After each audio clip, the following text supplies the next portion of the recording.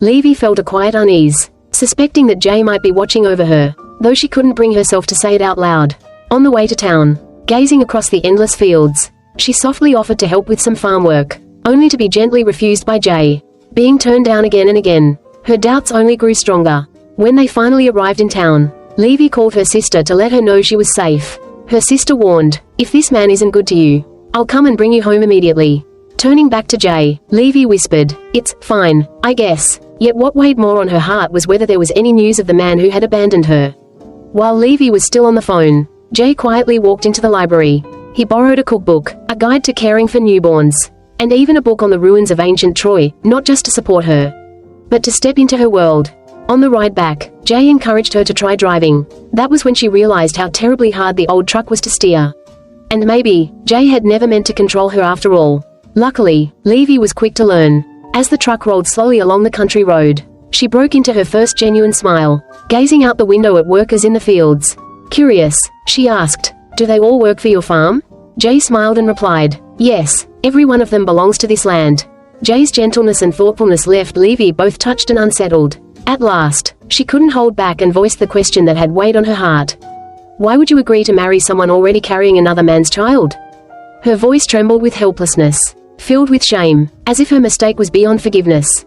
Jay looked at her and answered softly, "When the pastor came, he believed it must have been God's will." That noble, tender reply left Levy speechless. All her doubts suddenly seemed so small. As night fell, they quietly returned to their separate rooms. Jay carefully wrote in his journal, recording the very first time he met his wife, unwilling to miss a single detail. Meanwhile, Levy still struggled with life in the countryside. She took out the earrings her sister had given her, gazing at them again and again, then opened a little box holding the photo of her former lover in his proud military uniform. The mix of longing and grief broke her down into sobs. She thought she would lie awake all night, yet eventually drifted into uneasy sleep. When she awoke, Jay was no longer in the room. A spark of curiosity about this man began to grow inside her.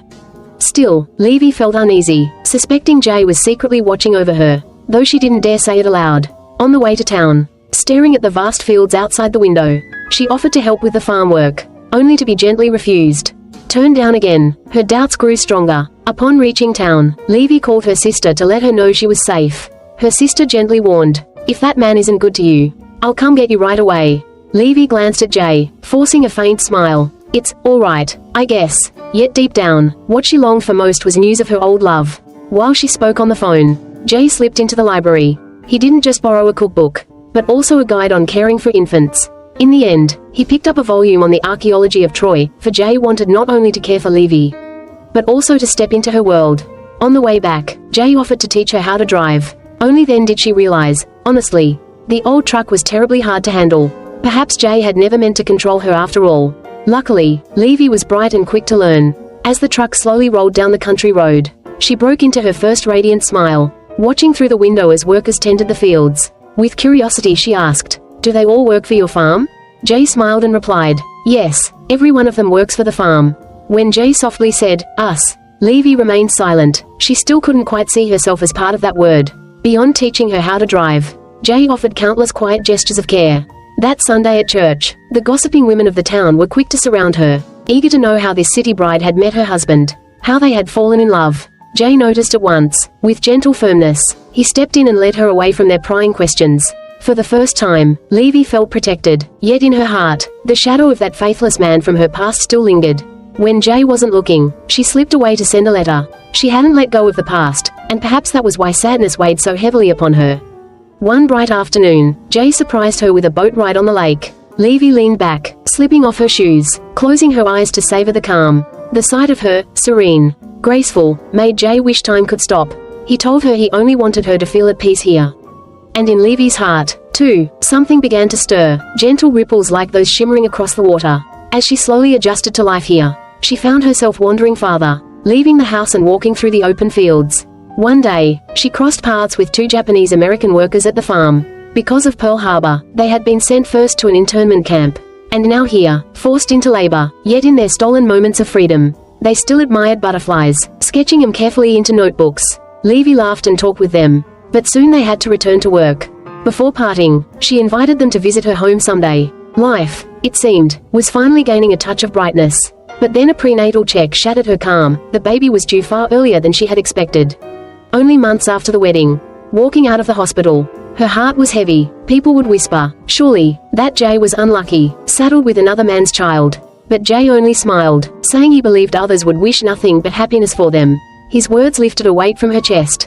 Wanting to repay such tenderness, Levy decided to cook for him herself. Watching her bustle about the kitchen, Jay felt an impulse to draw her into his arms, but sensing her unease, he held back. When she served stir-fried eggs with chili, Jay eagerly took a bite. The spice burned instantly, coloring his face red, but when Levy asked how it tasted, he forced a smile, praising it with all his heart. Only when she turned away did he gulp down cold water. Just then, a loud rumble outside saved him. Stepping out, Levy gasped. It was a bulldozer tearing up the earth. She remembered, during their boat ride, she had offhandedly said she loved swimming. Jay had taken it to heart, planning to build a swimming pool right in front of their home, so that next summer, she and the baby could play there.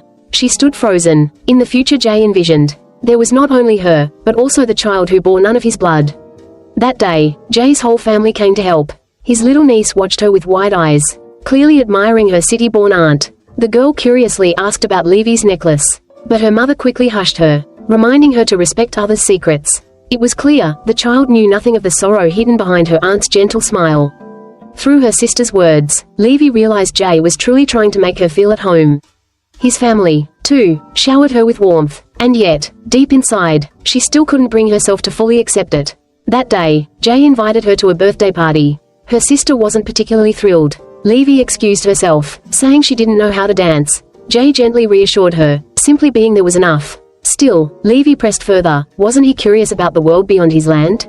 When Ray admitted he loved sleeping on his own soil, she mocked, saying people were only temporary keepers of the earth, and his family had owned it for just over a century. In the vastness of history, what was 100 years?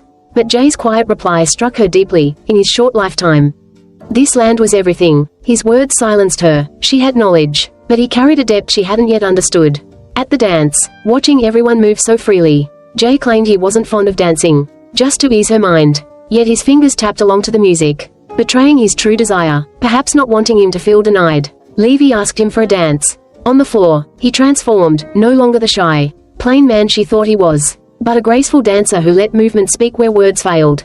Drawn into his rhythm, Levy surrendered to the joy of the evening. Her sister's heartfelt toast reminded her of the warmth of family, something she longed for but still feared was out of reach. Friendship, however, seemed easier to grasp. The two sisters Levy had met before now confided more in her. They were both educated, both women who had struggled, both intellectuals, and soon became her closest companions. This new bond filled Levy with delight, and she couldn't help but share it with Jay. Yet his offhand question, "Are they Japanese?" left her unsettled. Jay quickly explained he meant no offense and knew they had nothing to do with Pearl Harbor. Still, in Levy's heart, the gap widened. To her, he could never grasp the joy she found in conversations beyond farming, in subjects that lit her spirit with beauty. Beneath it all, Levy still felt unseen, her voice unheard. Realizing the tension, she fell silent. Together they went to her sister's for dinner. Unexpectedly, the moment they sat down, her brother-in-law asked, "Will you be planting soybeans next year?" Jay glanced at Levy, who looked lost, and watched her quietly bow her head over her plate. At that instant, he saw just how invisible she must have felt. When asked what was on his mind, he hesitated, then mentioned Troy. Levy's eyes widened in surprise, but Jay only offered a few words before passing the conversation to her. When her own field of study came up, she lit up, her passion spilling over. At last, she turned the same curiosity toward him. "Ray, will you be planting soybeans again this year?" Ray smiled with quiet satisfaction. The dinner ended in warmth. On the way home, Jay and Levy shared fleeting glances that said more than words. That night, at the stairs, they exchanged a soft goodnight. Jay lingered, his gaze fixed on her. She stood still, torn between yielding and retreat. Just as he leaned closer, she stepped back. She turned him away, yet as the door closed behind her, her heart remained restless.